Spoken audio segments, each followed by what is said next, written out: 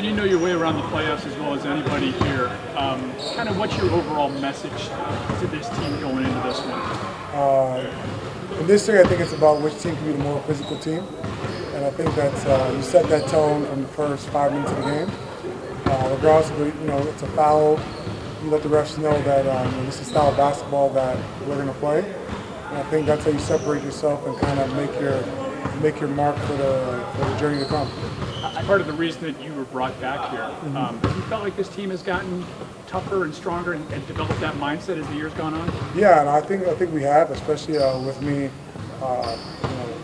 back with the team and stuff. I think guys know they have someone on the sideline that will chirp and bark, and is not afraid to say what needs to be said or let what needs to be known. So.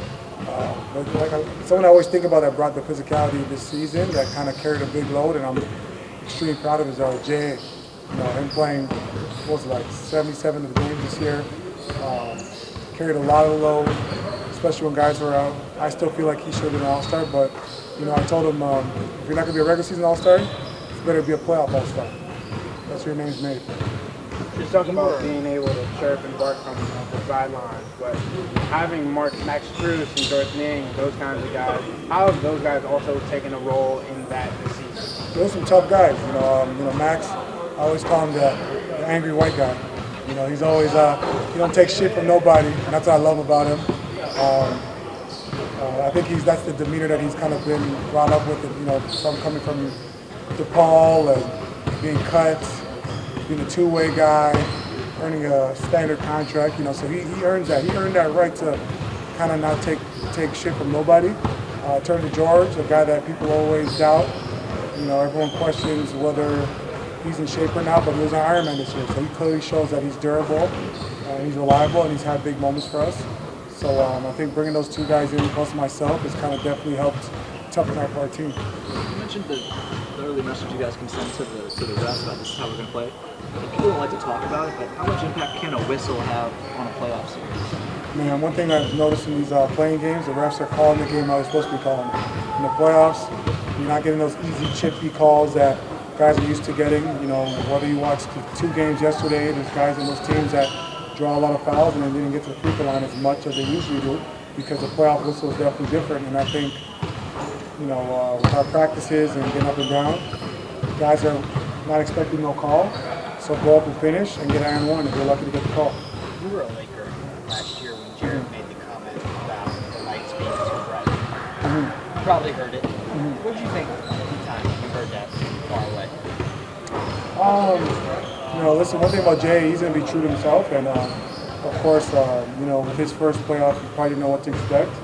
So that's just not knowing and not having the experience. But I feel like this season was great for him because there's a lot more pressure on his shoulders just because we didn't have Evan and DG was out for some time. So, he's answered the call. I think he's having a really, really good series in Orlando. Do you think this team, and I guess we'll find out Saturday, but do you think this team is ready for the big stage? Yeah, I truly believe so. I think the guys that were on the team last year, I think that was good for them to get their ass whooped by a very tough New York team because it lets them know how tough the playoffs are.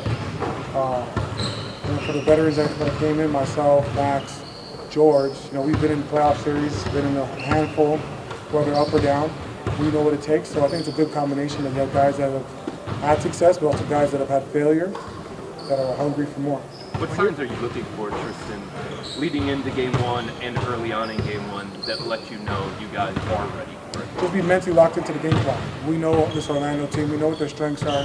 We know what their weaknesses are. So in practice, when we're going through drills and we're playing a little bit, as long as we're making the right rotations and knowing that this is a team that cuts a lot. They're going to do a lot of cutting. They have guys cut from the weak side. A lot of guys that are trying to hit the glass offensive rebound. So in practice, when you hit, find, go get, crack guys on the rebound, then I know that we're locked in and paying attention. You've been so close to Darius for so long, and you've been connected to him all season long. What are you trying to instill in him going into his second playoffs? Be aggressive and play with pace. When he plays with pace and he's flying, it forces our team for guys to run to corners. It forces our bigs to run because if he's pushing the pace, everyone's going to follow suit because it's show on film, but also keep taking that next step. We know Don's going to create a lot of attention, but also Darius is as well. So, you know, if they're going to double team Don, that means guys are going to be open. So guys like Darius got to be aggressive, and you know, it's time to go. Tristan, how would you, not to look past this series, but how would you describe the way the intensity picks up from one series to the next and onto the finals? I just think you hate the opponent more and more as the series go on, right? So that's why intensity's up, because you're just more angry and frustrated. You keep seeing the same guy for about 2 weeks straight. So, of course, every round is more on the line. There's less games. There's more eyes. The media crowd becomes bigger. More family members start wanting to come to games. So, but that's part of the playoffs, though. You know, I love it. I embrace it. Yeah, I know you've been talking about Max and George because he has came in the offseason, but Marcus Morris coming in during the season. How have you connected with him, and is he going to help you guys with that leadership component? No, actually, you're right. I made a mistake. I should have added Marcus in that too, because he has a lot of playoff experience.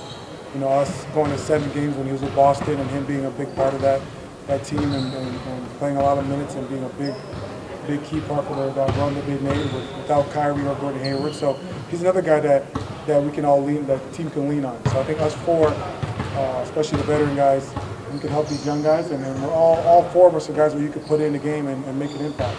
So you know, he's been great for us, especially with his the way he plays. It actually helps us for this round because of how the shots that Paulo and Franz Wagner take.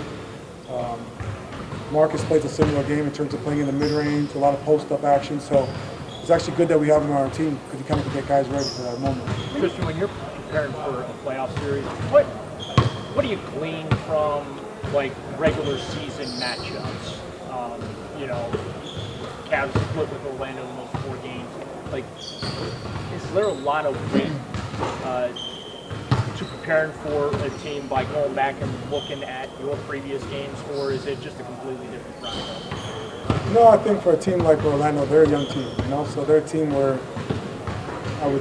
they're who they are is who they are. And one thing about Coach Jamal Mosley, he's done a great job having these guys play hard. Right? If anyone watches the Orlando Magic, you know the one thing you're always going to say is they play hard and they compete. And I think that's why they're able to put themselves in this position and be in the playoffs, because of how hard they compete each and every night. So we know that's going to be a big staple for them. I believe that Coach Mosley, who I know him very well, he's probably really emphasizing to his team to, be very physical. You know, Jalen says, make it tough on Don. You know, if you watch those matchups, they're pressuring him a lot. Their bigs are being physical, mobile, they're coming to the game, jump the game up, and kind of get guys frustrated. So I think nothing's changed in terms of that, and we know to expect that.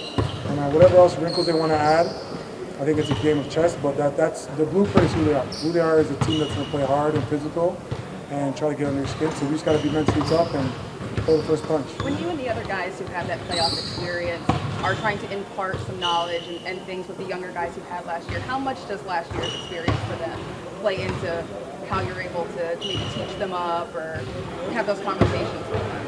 I mean, I don't do too much talking about the past because I think you guys, the city of Cleveland, their family, their parents, ESPN when we played the Knicks on TV, everyone's talked about last year. So I think the reality is they know what happened last year.